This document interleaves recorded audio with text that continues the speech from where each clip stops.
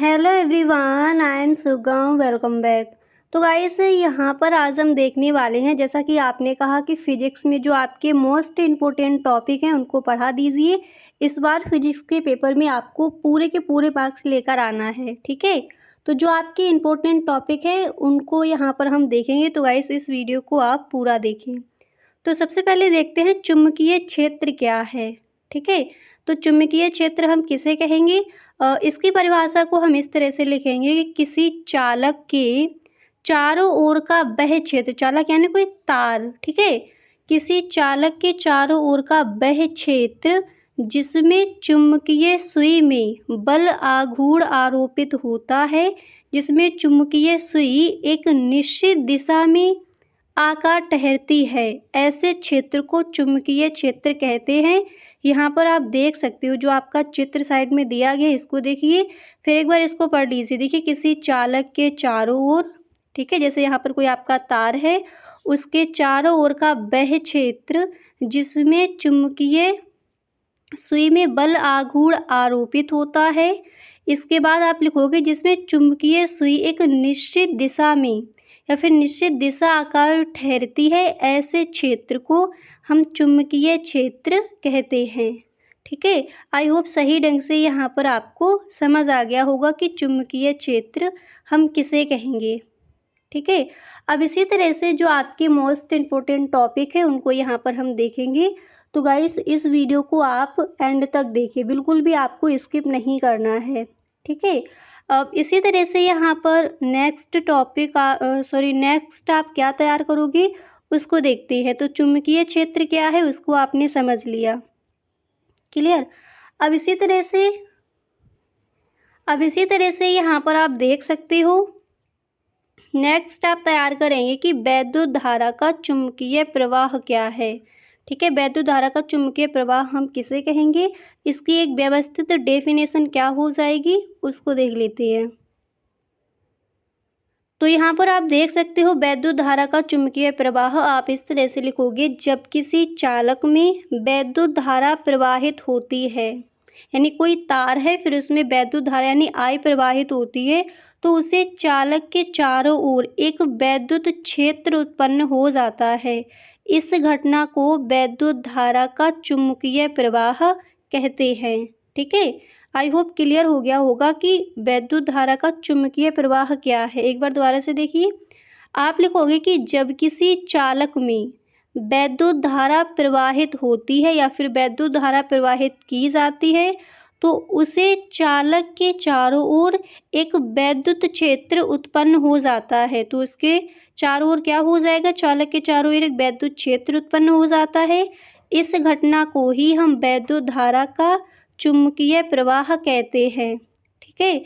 तो वैद्युत धारा का चुंबकीय प्रवाह क्या है, आई होप क्लियर हो गया होगा आपको सही ढंग से, ठीक है। अब इसी तरह से कुछ और भी आपके इम्पोर्टेंट पॉइंट्स हैं उनको भी देखते हैं। अब गाइस देखिए, अगर जैसे फर्स्ट चैप्टर से एंड तक, ठीक है, फर्स्ट चैप्टर जो आपका है उसमें कौन कौन से इम्पोर्टेंट टॉपिक हैं, न्यूमेरिकल कौन कौन से इम्पोर्टेंट हैं, तो उनकी अलग प्लेलिस्ट बना दी है, तो वहाँ पर आप उन वीडियोस को देख सकते हो, ठीक है। तो फिजिक्स में फर्स्ट चैप्टर में जैसे कूलॉम्स लॉ क्या है, ठीक है। नेक्स्ट गॉस की प्रमेय क्या है, गॉस की प्रमेय के अनुप्रयोग क्या है, बायो सेवर्ट का नियम क्या है। तो जो आपके महत्वपूर्ण टॉपिक है वो सारे आपको कवर करा दिए हैं। एक बार आप प्लेलिस्ट चेक कर लीजिए, ठीक है। फिजिक्स क्लास 12th उसमें जो भी आपकी वीडियोस हैं वो आपको मिल जाएंगी। तो एक बार आप प्लेलिस्ट चेक ज़रूर कर ले चैनल पर जाकर, नहीं तो आप डिस्क्रिप्शन बॉक्स में देख सकते हो, यहाँ पर आपको लिंक मिल जाएगा, ठीक है। अब इसी तरह से नेक्स्ट पॉइंट कौन सा इम्पोर्टेंट है उसको देख लेते हैं। तो गाइस, अगर आपने इस वीडियो को पूरा देखा तो इसको आप कभी भी नहीं भूल पाओगे। यहाँ पर हम देखने वाले हैं बायो सेवर्ट का नियम क्या है, ठीक है, किसने इसको प्रतिपादित किया, इसका जो डेरिवेशन है वहां पर आपको किस तरह से करना है। तो गाइस, इस वीडियो को आप पूरा देखिए, वीडियो को आपको बिल्कुल भी स्किप नहीं करना है, क्लियर। तो चलिए बिना टाइम वेस्ट के वीडियो को स्टार्ट करते हैं।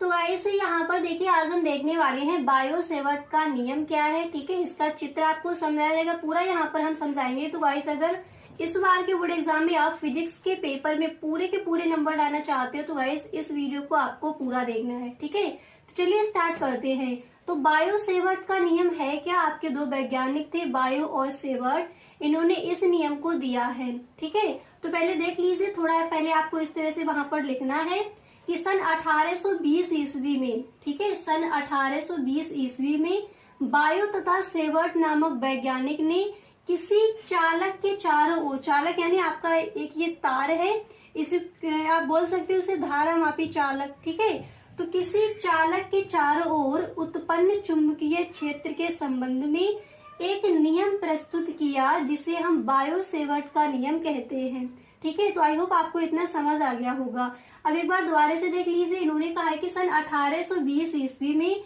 बायो तथा सेवर्ट नामक वैज्ञानिक ने किसी चालक, यानी ये तार आपका दिख रहा है, किसी धारावाही चालक यानी तार के चारों ओर उत्पन्न चुंबकीय क्षेत्र, ठीक है, उत्पन्न चुंबकीय क्षेत्र के संबंध में एक नियम प्रस्तुत किया जिसे हम बायो सेवर्ट का नियम कहते हैं, ठीक है। इसके बाद यहाँ पर आप इस तरह से लिखोगे कि प्रयोगों के आधार पर उन्होंने यह बताया कि किसी धारावाही के अल्पांश लंबाई, ठीक है, किसी धारावाही चालक की अल्पांश लंबाई यहाँ पर कितनी दी गई है, डेल्टा एल के द्वारा किसी बिंदु पी पर, अब डेल्टा एल के द्वारा किसी बिंदु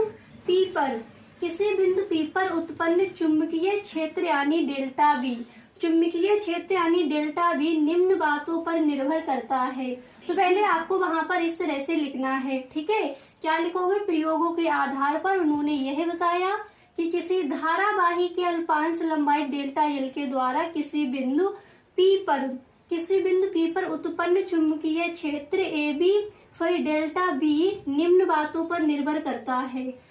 फिर आपको यहाँ पर लिखना है कि यह चालक, ये चार बातें आपको ध्यान रखनी है कि यह चालक में प्रवाहित धारा के समानुपाती होता है, ठीक है। तो यहाँ पर आप लिखोगे कि डेल्टा बी अनुक्रमानुपाती आई, ठीक है।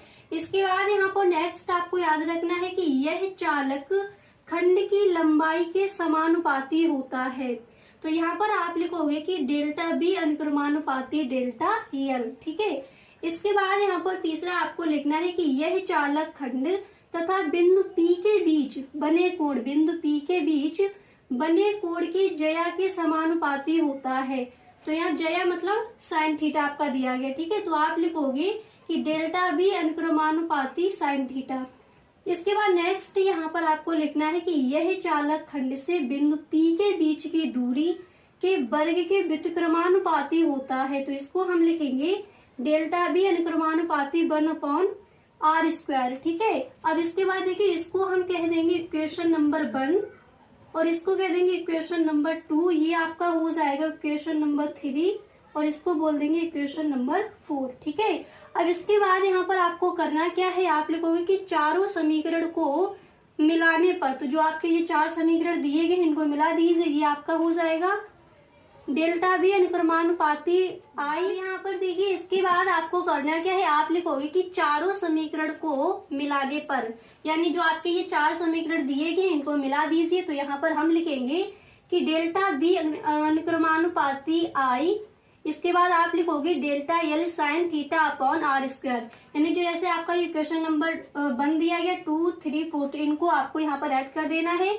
तो इस तरह से आपका हो जाएगा। इसके बाद यहाँ पर आप लिखोगे डेल्टा बी। अब ये जो आपका यहाँ पर अनुक्रमानुपाती का चिन्ह ये हटेगा तो आपका नियतांक आ जाएगा μ0/4π, ठीक है। इसकी जगह ये आपका हो जाएगा, तो ये हो जाएगा डेल्टा बी बराबर μ0/4π। इसके बाद आपको यहाँ पर लिखना है I delta L sine theta upon r²। तो यही आपका जो फॉर्मूला है वो निकल के आ जाएगा, ठीक है। तो यहाँ पर देखिए बायो सेवर्ट का नियम क्या है, आपको किस तरह से वहां पर ये डेरिवेशन करके आना है।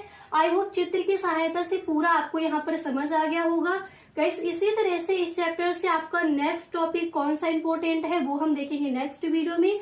अगर सच में आपको गाइस ये वीडियो पसंद आया है तो आप इस वीडियो को एक लाइक जरूर कर दें, ठीक है। और वीडियो अच्छा लगा करे तो अपने सभी दोस्तों में आप एक बार वीडियो को शेयर जरूर करें। Okay, thank you so much.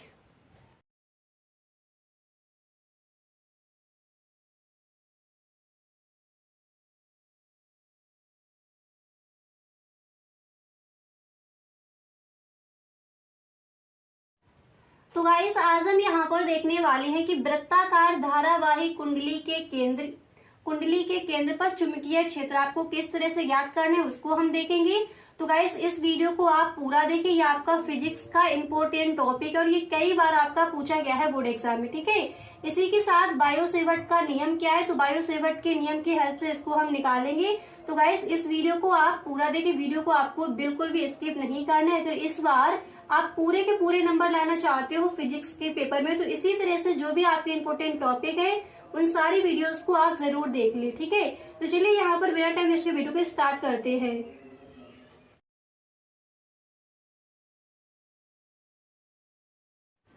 तो गाइस यहाँ पर देखिए आज हम देखने वाले हैं वृत्ताकार धारावाही कुंडली के केंद्र पर चुंबकीय क्षेत्र यहाँ पर हम ज्ञात करेंगे।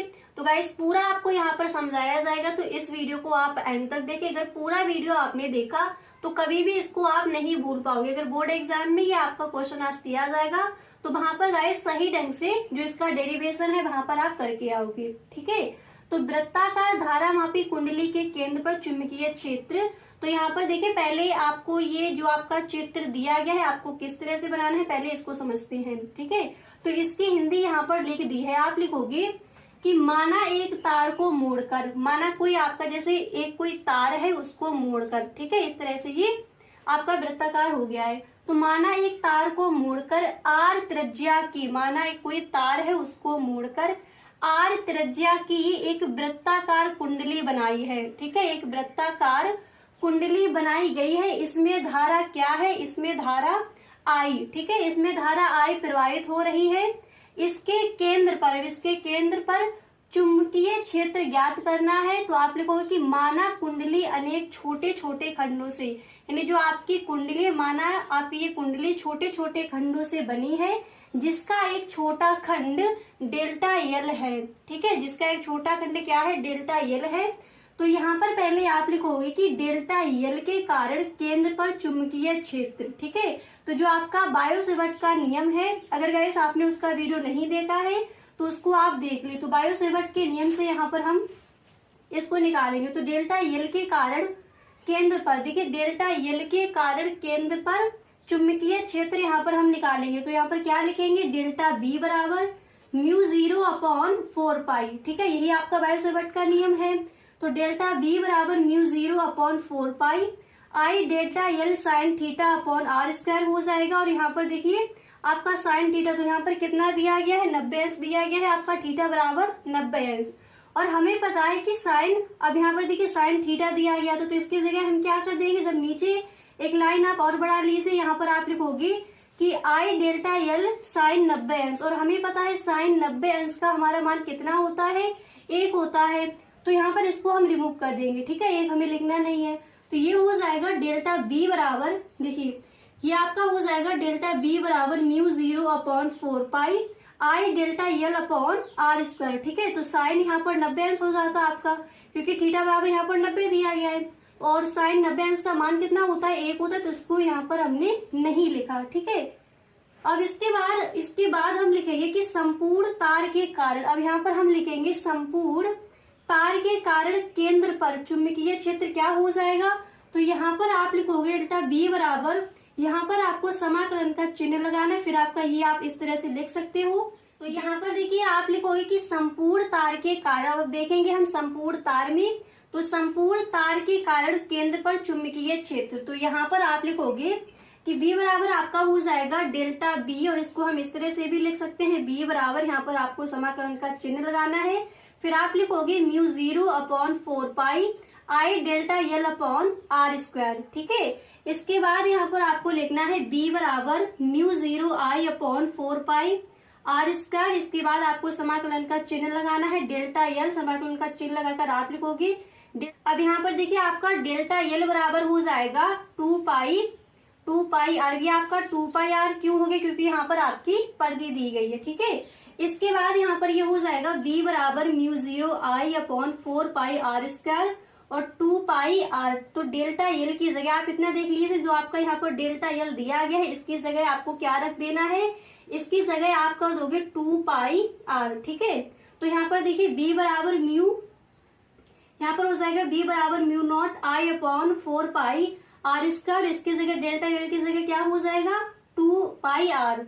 अब इसके बाद यहाँ पर जब हम बी बराबर करेंगे तो आपका क्या हो जाएगा, देखिए यहाँ पर ये आपका पाई से पाई हो जाएगा कैंसिल और बी बराबर निकल कर आ जाएगा mu 0 I upon R square. ठीक है, तो आई होप सही ढंग से आपको समझ आ गया होगा कि वृत्ताकार धारावाही कुंडली के केंद्र पर जो चुंबकीय क्षेत्र है आपको बायो-सेवर्ट के नियम के द्वारा किस तरह से इसको आपको निकालना है। ठीक है, अब एक बार इसको यहाँ पर दोबारा से समझ लीजिए। अगर आपको कहीं पर भी कोई डाउट है तो आप कमेंट बॉक्स में जरूर बताएं। ठीक है, तो देखिए आप सबसे पहले इस तरह से लिखोगे कि माना एक तार, माना कोई आपका तार है उसको मोड़ दिया गया है। ठीक है, इसलिए ये वृत्ताकार में यहाँ पर दिख रहा है। तो माना एक तार को मोड़कर आर त्रिज्या की एक वृत्ताकार कुंडली बनाई गई है, इसमें आई धारा प्रवाहित हो रही है। इसके केंद्र पर चुंबकीय क्षेत्र हमें ज्ञात करना है।